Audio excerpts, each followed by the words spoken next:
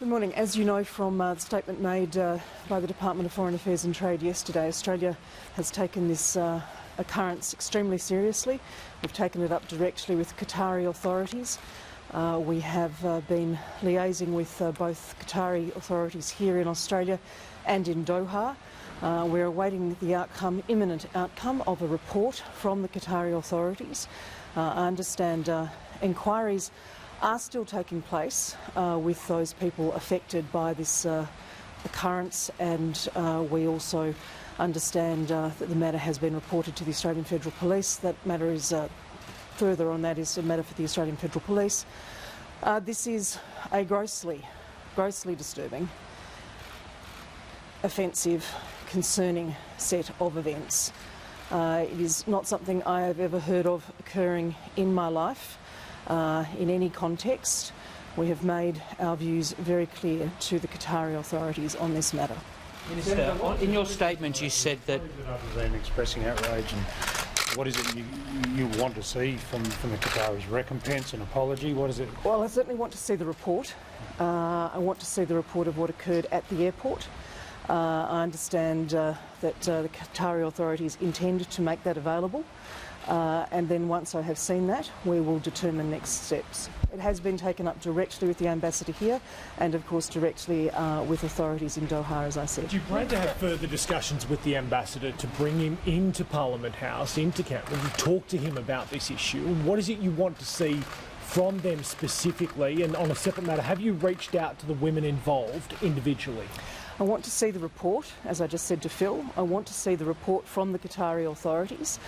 We have the information from those people concerned who were part of this process, to whom this event occurred. That is a matter that they are still making information available on, as I understand it. Inquiries are still underway, is my point there, and then we will determine next steps. Minister, in your statement you said that, in your very carefully worded statement, you said that that women were subject to circumstances beyond circumstances in which free and informed consent could have been given. Are you suggesting that the women were sexually assaulted? No, Andrew, I'm not suggesting that because I have not seen the detailed report of the events. You talked of consent. But in terms of the consent to a physical examination by medical professionals, that does raise significant concerns, yes. Have you been in contact with the Australians involved, and how are they coping? Appropriate officials have been in contact with the Australians involved, including health officials. As you would appreciate, they have been in quarantine for a period since their return on that flight. They have been provided with appropriate support through the health process during that period. Was the Australian diplomat involved in this from our embassy in Doha? What action did she take at that moment? I'm not going to make any comment about individuals. As you would understand, it's a very small group of people, and I don't intend to make any comment about individuals that may lead to their personal identification. These are very private and personal matters, and we will deal with them appropriately with individuals involved. What action did that diplomat take in that moment? I'm going to wait for the report to be made available to me, which I understand is coming from Qatari authorities, and we of course have a reports from individuals on the plane, and we will deal with those once we've received the report. Qatar Airlines is one of the few airlines flying back to Australia at the moment. Do you believe it is safe for Australians to transit through that airport? This is, as I said, an extraordinary incident. I have never heard of anything occurring like this in my life. Yes, the Qatar airport, the airport at Doha, I've used myself on many occasions, is obviously a large international airport.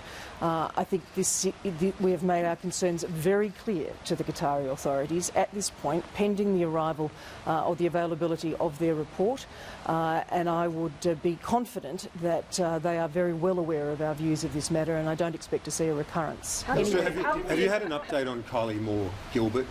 She's apparently been moved out of a prison, the Karchak prison. The ambassador had a consular visit with Ms. Moore-Gilbert, Dr. Moore-Gilbert, a short time ago. The reports that we have seen are ones which we are seeking further information on.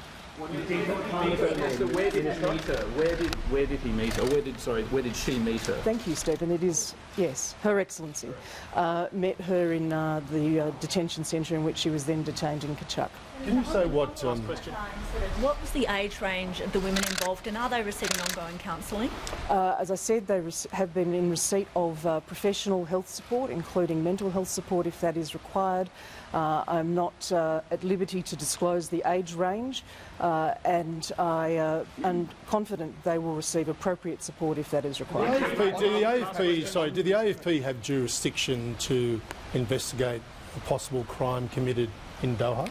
I'm not going to comment on the AFP's jurisdiction. You would understand that. I said that matter has been reported to the AFP. Any further comment on that is a matter for the AFP. Do you refer the matter to AFP?